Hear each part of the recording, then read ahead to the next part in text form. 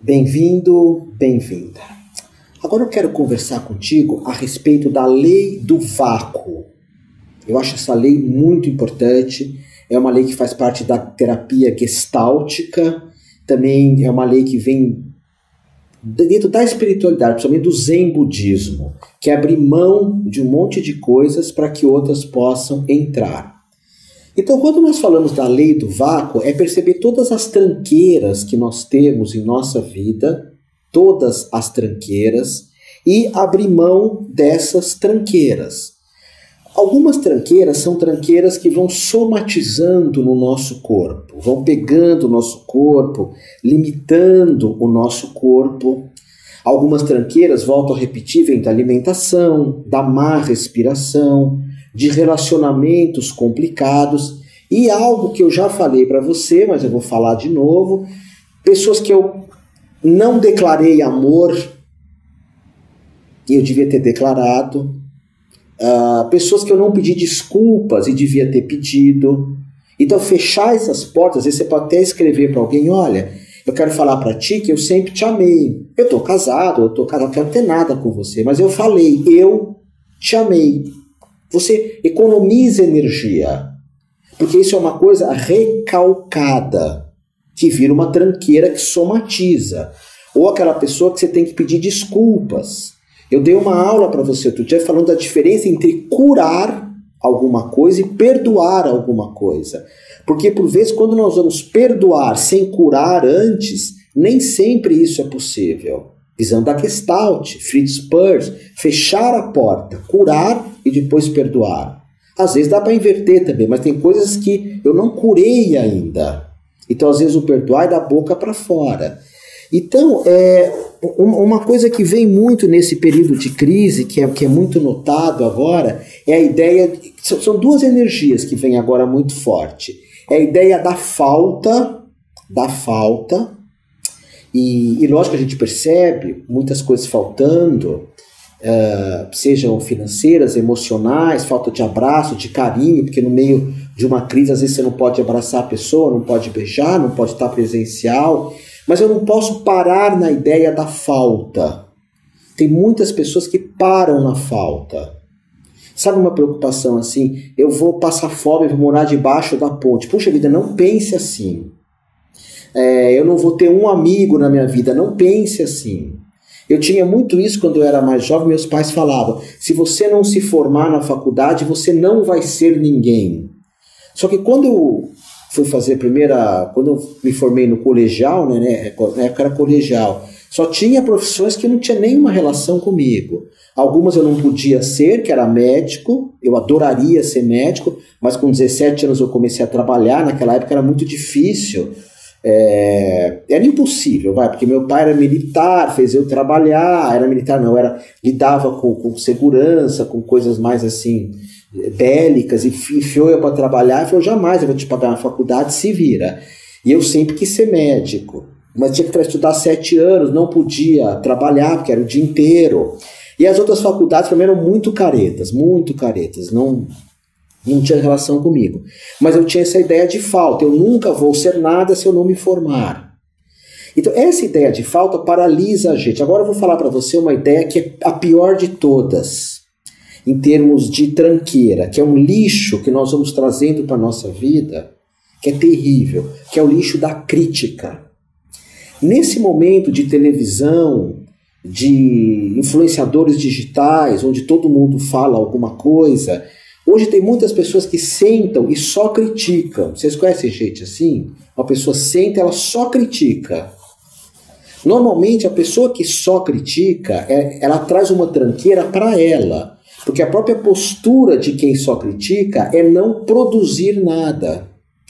Eu gosto essas mesas redondas de futebol, que eu chamo de mesa quadrada, elas são tão engraçadinhas, que é um monte de gente barriguda, como eu, que não pratica esporte nenhum e fica, aquele chutou errado, aquele a bola não sei o quê, aquele é um folgado, eles ficam 2, 3 horas criticando os outros, porque o crítico ele é incapaz de criar alguma coisa, porque eu jogo tanto uma energia na crítica que eu sou incapaz de criar alguma coisa. E o crítico, normalmente, isso o Lair Ribeiro fala muito, que é um cara que eu adoro. Lair Ribeiro diz assim, o crítico, ele tem uma baixa estima terrível. É uma pessoa que foi muito ferida na infância, uma pessoa que continua se ferindo muito. Sabe o que é maluco? Isso que a gente precisa perceber. Porque eu também, às vezes, sou crítico demais. É que eu não me dou conta que, às vezes, eu caio nessa energia da crítica. Eu caio nessa energia da crítica. O crítico, ele sempre começa a criticar tudo. Eu, por exemplo, eu aprendi com o Gasparetto a não ouvir críticas, a não ser as que venham daqui. As que venham daqui. Mas muitas críticas, a Monja Coen, outro dia falou isso, até eu não abri a boca, porque eu penso diferente dela. Mas ela falou, toda crítica é maldosa, a Monja Coen. Eu penso diferente, tem muitas críticas que acrescentam alguma coisa. Mas elas têm que vir do coração, têm que vir com amor, tá bom? Tem que vir com amor. Então, a autoimagem negativa. Você está criticando muito. Agora, lógico, você liga o jornal, eu ligo o jornal. Se eu fico vendo uma coisa que eu não gosto, se eu fico vendo crimes. Hoje eu e minha companheira nos pegamos falando de um crime. Aí a gente falou, por que a gente está falando disso?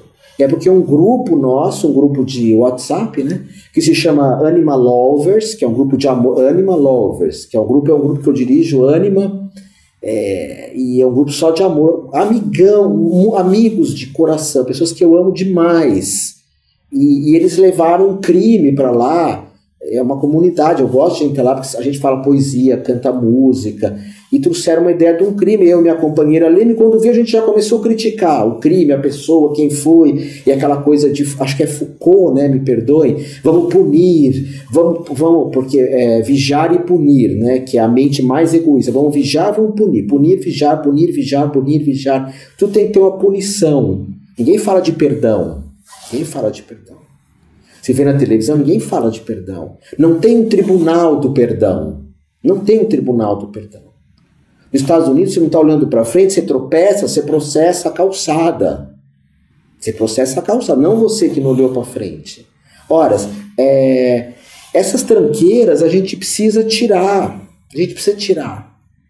Sabe? Tirar as pessoas críticas e tirar o meu criticismo. Uma outra coisa, os remorsos. Eu tenho certeza que vocês não fizeram mal para ninguém, uma coisa do outro mundo. Então não tem por que ter remorsos. Remorsos e foras que nós damos também. Eu já dei muitos foras na vida. Eu lembro que uma vez eu estava lá em Santana, eu tinha uma namorada, e brincando eu saí da casa dela, garotão, testosterona, 20 anos, e os pais dela iam sair de carro, eu saí no meio da avenida, na Paz de Barros, que é uma avenida lá em Santana, e eu dei uma de guarda, e saí assim, fiz para os carros pararem para ele sair da manobra. Lembro até hoje disso. O carro veio e deu uma freada, cara do carro, e o outro deu uma freada, quase que bate. Eu falei, meu Deus, se tivesse batido, olha o fora que eu dei para querer ser exibido, né? Pavãozinho, 20 anos, testosterona lá em cima, né? Enfim. Mas já passou, eu tenho que me perdoar isso. Uma outra tranqueira é o modo como eu fui criado. A gente questiona muito o modo que foi criado. Quem é jovem e está me vendo, vocês não fazem ideia do que é a minha criação, que foi nos anos 60, eu nasci na década de 60. Mas está perdoado, não dá para parar ali. Isso é uma tranqueira também. Meu pai já faleceu, como é que eu perdoo ele, se você tem um pai e mãe? Faz um ritual, acende uma vela, fala, eu te perdoo. Como diz o Lair Ribeiro, às vezes não dá para perdoar com o coração, mas perdoa com a cabeça. Tá bom? Uma outra coisa, eu estou lendo aqui o livro, tá, do Gaspa. Não estou colando, eu dou uma interpretação diferente de alguns itens que o Gaspa fala. Por exemplo, uma coisa que agora é uma tranqueira, meu Deus, essa tranqueira é terrível. Preconceito. A gente vê essas coisas no mundo, sabe? Essa coisa horrorosa que aconteceu nos Estados Unidos, e as pessoas pioram mais ainda, porque eu acho, né? Eu não sei, Eu acho que tem que protestar, mas eu não sei se vale a pena fazer um protesto de destruir e morre um monte de gente por causa de um preconceito do policial, eu não sei bem. Mas assim, nós temos que tirar esses preconceitos de raça, de religião. Eu vou falar para vocês, eu ia ver jogo de futebol com meu pai e com os meus amigos. Eu ia ver todos os times. Eu moro em São Paulo, né? Hoje eu moro aqui no Guarujá. Eu ia ver o São Paulo, o Corinthians, o Palmeiras e o Santos. Eu gostava mais do Santos porque tinha o Pelé. A gente ia em todos os jogos de futebol. Todos. Desses 4 times, os amigos. Aí um dia eu fui num jogo lá no Morumbi, eu e meu pai era pequenininho como eu. Só que meu pai era uma fera e andava armado, que ele podia. No meio do lado onde anda no Morumbi, veio uma torcida com umas 50 pessoas. Pra cima de mim, do meu pai, que estava com roupa normal, querendo matar a gente. Não vão matar. Eu tinha 12, 13 anos. Aí meu pai só pôs a mão aqui. E eu falei, isso vai dar problema. Aí já tinha umas pessoas legais. A torcida, deixa disso. Tá maluco? É um velho. Meu pai era um velho. E um moleque de 12 anos. 40 marmanjos para matar a gente. Eu tinha um canivete na mão. Então a gente tem os preconceitos que são muito idiotas. Eu tenho que abrir mão desses preconceitos. Meu partido político é o melhor, minha religião é a melhor, meu time de futebol é o melhor, sabe?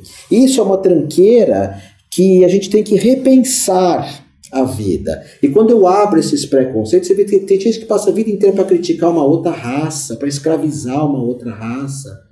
Que absurdo isso. Bom, outra coisa é as dívidas que a gente acha que tem com outras pessoas. As dívidas que a gente acha que tem com outras pessoas. Outro dia eu fiz um exercício aqui com vocês de falar de gratidão absoluta. Vocês veem que eu falo para vocês quando eu termino uma aula, amor de amor e mais amor ainda. E tem pessoas que eu falo, tenho uma gratidão absoluta por você. Pronto, fechou. Porque tem pessoas que acham que o tempo inteiro estão devendo alguma coisa para as outras. Isso é uma tranqueira. Agora, o que é pior? A pessoa que acha que a outra deve alguma coisa para ela o tempo todo. Outra tranqueira.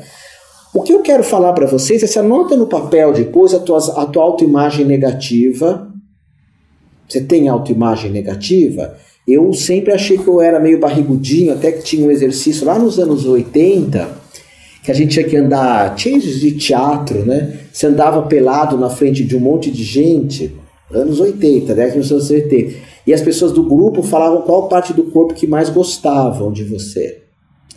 E um monte de gente falou, a barriga do Tavinho, chamavam de Tavinho. Eu falei, eu passei a vida inteira com uma autoimagem, encolhendo a barriga, a vida inteira. E aí eu chego num grupo que eu ando pelado, arrumo o cabelo, vou falar do meu braço, da minha perna, não sei o quê. Todo mundo acha minha barriga bonitinha, simpática. Por que eu já não abandonei essa tranqueira antes? Então anota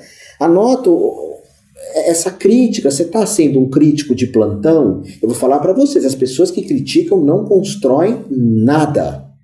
Não constrói nada. A não ser que critica como Cazuza, que vem com uma música do outro mundo, Renato Russo. Mas eles põem aquilo na música, não fica só vendo a televisão e criticando. Coloca os remorsos que você tem, coloca também os foras que você deu, abandona as inimizades, que é que eu estou falando agora para você, que agora é a hora de separar o ouro do lixo, abandona a implicância com os outros. Tem pessoas que ficam o tempo inteiro irritadas com coisas dos outros. Nesse período de crise, eu tenho falado muito sobre isso. O que a gente pode tentar manter num período de crise é manter a paz, porque a paz só eu sou responsável por ela. Outro dia eu vi uma pessoa perguntando para o Satya Prem. Satya Prem é um iluminado brasileiro, amigo meu. Um gaúcho que... Ele não diz que é iluminado, porque quem diz que é iluminado não é iluminado. Não é. Isso eu posso garantir para todos os seres por detrás da mente, do ego, todos os seres se pudessem olhar para dentro, ficar mais tempo sozinhos e fazer mais meditação, mais oração, descobrem que a essência da iluminação está aqui. Menos quem diz que é iluminado. Menos quem diz. Quem diz que é iluminado é um completo idiota, me perdoem. E o Satyapin, ele é um iluminado, mas ele não diz que é. Assim como você também é um iluminado, mas ele percebeu isso através de práticas, ele percebeu isso. E ele foi perguntado, Satya, como olhar para dentro num período de coronavírus? Ele respondeu, mas como não olhar para dentro num período que o mundo aí fora está se desfazendo? Que é um termo budista, né, da Pema Chodron, que é uma iluminada também que fala, quando tudo se desfaz. E pessoal, todos nós passamos na vida por um momento onde tudo se desfaz. Ou não. Todos vocês já passaram por um momento onde tudo se desfaz. Essa hora você tem que olhar para dentro. Não adianta ir para São Tomé das Letras, não adianta ir para Santiago de Compostela, não adianta ir para a Índia. Você pode até ir para esses lugares, mas olhando para dentro. Então, como olhar para dentro num período de crise? Como não olhar para dentro? Porque se eu começo a olhar para fora, eu começo a pegar implicância o tempo todo. Começo a implicar com tudo. E é interessante como dispara um alarme nas pessoas, né? Eu até sei, por exemplo, quando eu morava em São Paulo, o trânsito me deixava irritadíssimo. Mas, pô, uma cidade que tem 8 milhões de automóveis, é isso? Como numa cidade como São Paulo, que é minúscula, de extensão, com 8 milhões de pessoas, não pode ter trânsito. Até Manaus, que o Amazonas é enorme, tem trânsito. Mas tem coisas que eu fico implicando. É uma meba que eu tenho. Que é como às vezes vem o questionamento. Otávio, eu tenho um obsessor. Tem pessoas que têm obsessores mesmo. Mas tem pessoas que se auto-obsediam. A pessoa implicante e a pessoa crítica. E tem gente que é os dois. É crítica e implicante. Essa pessoa não precisa de um obsessor. Ela vai se obsediar. E é a pessoa que está... Porque a crítica e a obsessão, você fica segurando os outros. E eu ensinei para vocês outra lição, esse mantra. Nada me segura. Esse mantra é muito poderoso. Nada me segura. Mesmo uma crise de um vírus não me segura. Pode ser que isso não seja verdade. Pode ser que alguém fale isso o tempo inteiro, pegue o vírus e venha até a falecer. Mas enquanto você não faleceu, você está ali, nada me segura, nada me segura, nada me segura. Como diz, é uma frase linda, né? Nada me segura. Pensa nisso, pensa nisso.